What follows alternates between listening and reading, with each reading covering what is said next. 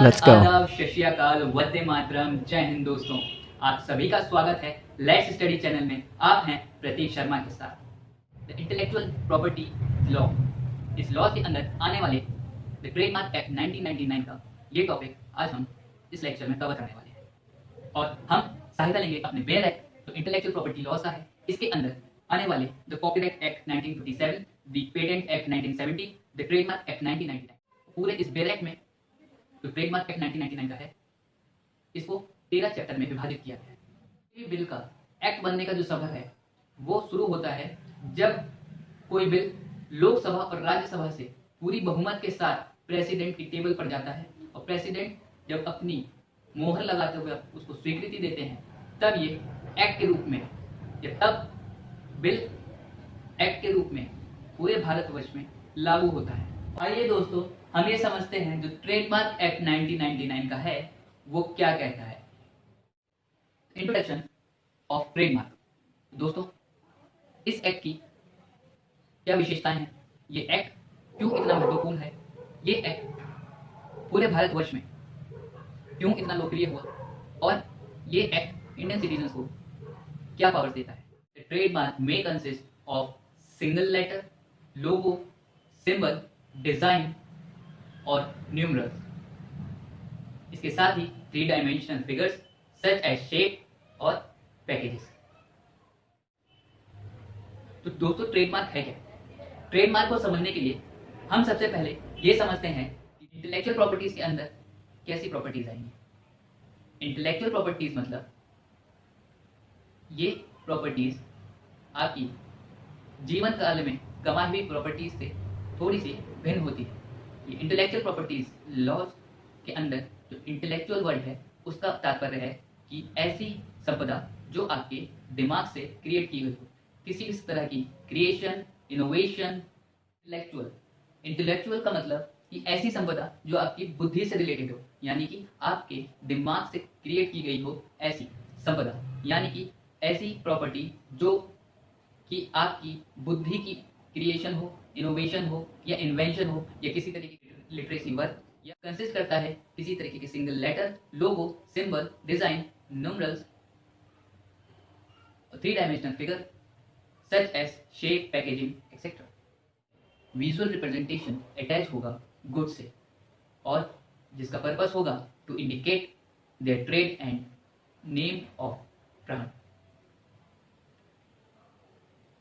The trademark act 1999, इससे पहले the trademark act 1940, the 5th of 1940 was the first statute law on the trademark in India. Prior to that, protection of trademark was left to govern by the common law. अब हम बात करेंगे registration of trademark की। दोस्तों, section 18 of the trademark act 1999 provides the guideline regarding the same. For the first step is filing application under this section. इस section के अंदर registration का पहला स्टेप बताया जाता है, मतलब इसका इसमें रजिस्ट्रेशन की प्रोसेस आपको बताई गई है, और सबसे पहले आपको इसमें एप्लीकेशन फिल करना है। आपका ये फर्स्ट स्टेप होगा कि आप इसमें एप्लीकेशन फिल करेंगे। सेकेंड स्टेप जो होगा वो अलॉटमेंट का होगा। सेकेंड स्टेप के बाद थर्ड स्टेप में आप देखेंगे डाटा एंट्री, और फोर्थ स्टेप में स्कैनिंग।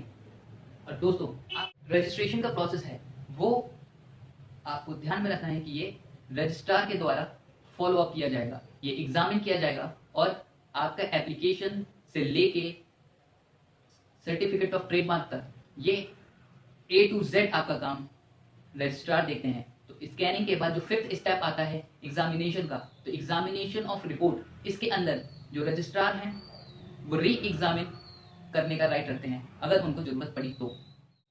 और 5th स्टेप में ही आप ये देखेंगे कि registrar can accept the application. Registrar can accept the application for registration after considering the examination. उस एग्जामिनेशन से संतुष्ट होकर उसे कंसिस्ट करके वो इसको एक्सेप्ट कर सकते हैं, जो acceptance sale under section 20 sub clause 1। तो ये जो एक्सेप्टेंस होगा वो आपका 20 सब क्लॉज 1 में डिफाइंड है। रजिस्ट्रेशन ऑफ ट्रेडमार्क जो कि section 18 of the trademark act 1999 का प्रोवाइड करता है, जिसके अंदर ये गाइडलाइंस हैं regarding the same for the registration. The first step of the registration is filing the application. Second step of the application is the allotment, and the third step is data entry. Fourth step is इस पूरा registration का process registrar के द्वारा किया जाएगा और registrar A to Z आपके इस एप्लीकेशन को देखेंगे। पूरा रजिस्ट्रेशन रजिस्ट्रार के निगरानी में होगा और ये रजिस्ट्रेशन का फिफ्थ स्टेप है कि एग्जामिनेशन रिपोर्ट, जी हाँ, एग्जामिनेशन रिपोर्ट में री एग्जामिन करने का राइट रजिस्ट्रार के पास है। अगर चाहे तो वो उसको री एग्जामिन कर सकते हैं, लेकिन वो इसके लिए बाउंड नहीं है। Second, the registrar can accept the application of registration after considering the examination. Examination को कंसीडर करते हुए जब वो रजिस्ट्रार आपके एप्लीकेशन को एक्सेप्ट करते हैं, तो जो acceptance sale under comes in section 20 sub clause 1 में। इसके बाद आता है सिक्स्थ स्टेप, जिसको आप बात करता है एडवर्टीजमेंट की। अब आपका यहाँ पे एडवर्टीजमेंट होगा आपके ट्रेडमार्क का, और उसके बाद जो सेवेंथ स्टेप ये है कि ऑब्जर्वेशन। सेवेंथ स्टेप में ऑब्जेक्शन, अगर किसी को ऑब्जेक्शन है आपकी ट्रेडमार्क से और उनको लगता है कि आपका इन्फ्रिंजमेंट या पासिंग ऑफ का पॉइंट बन रहा है, तो वो ऑब्जेक्शन कर सकते हैं with in 4 month after the publication in the journal. यानी कि ये जो पब्लिकेशन होगा, ये एडवर्टीजमेंट होगा, वो आपका जर्नल के अंदर होगा और वो इस पब्लिकेशन की डेट से 4 महीने तक उनके पास राइट है कि वो ऑब्जेक्शन फाइल कर सकते हैं। और अगर ऑब्जेक्शन फाइल करते हैं तो ये रजिस्ट्रार के पास जाता है और रजिस्ट्रार फिर प्रोप्राइटर को या ऑथर को क्या करते हैं, हियरिंग के लिए बुलाते हैं। इसके बाद अगर ऑब्जेक्शन नहीं है या ऑब्जेक्शन करने वाला हियरिंग डेट पे एब्सेंट हो गया या वो किसी कारण नहीं आ पाया, तो इसको नो ऑब्जेक्शन में मानकर वो आगे प्रोसीड करते हैं और रजिस्ट्रार आपके ट्रेडमार्क को ओके या अपनी स्टेप लगाकर आगे फॉरवर्ड करते हैं। और आगे का जो प्रोसेस है वो ये है कि सेंड एक कॉपी वो आपको सेंड करते हैं, send a copy to proprietor within 3 month, और वो कॉपी आपको 3 मंथ के अंदर प्रोवाइड की जाती है। कर चुके हैं ये जो ऑब्जेक्शन का जो ऑब्जेक्शन ऑफ रजिस्ट्रेशन है वो कोई भी पर्सन कर सकता है with in 4 month from the within 4 months from the date of advertisement, give a written notice of his opposition to the registration. होते हैं वो क्या करते हैं कि registrar must register the trademark within 18 months, or registrar shall issue to the applicant a certificate in prescribed form of the registrar thereof, sealed with the seal of trademark registrar. तो registrar के पास 18 महीने होते हैं इस पूरे process को follow up करने के लिए, आपकी ट्रेडमार्क को के फाइलिंग ऑफ एप्लीकेशन से सर्टिफिकेट देने तक उनके पास करते हैं इन्फ्रिंजमेंट ऑफ ट्रेडमार्क, जो कि आपकी सेक्शन 29 के अंदर दिया हुआ है। सेक्शन 29 ऑफ ट्रेडमार्क एक्ट 1999 बात करता है, और trademark act 1999 provides for the common forms of trademark infringement for intense the advertisement of a registered trademark of one trade amounts to infringement. Following remedies are available to the trademark owner against the infringement of his trademark. तो trademark act 1999 के अंदर section 29 ये बात करता है कि कभी भी आपके ट्रेडमार्क का मिस यूज किया जाता है या ये पाया जाता है कि कोई अदर पर्सन आपके ट्रेडमार्क का मिस यूज कर रहा है for the intention to generate his own money और प्रॉफिट।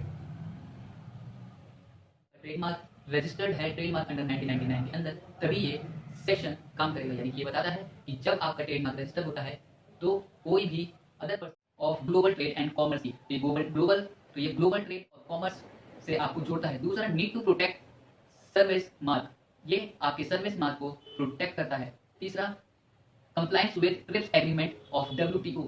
चौथा, the expansion of branding, advertising and commerce market and consumer market.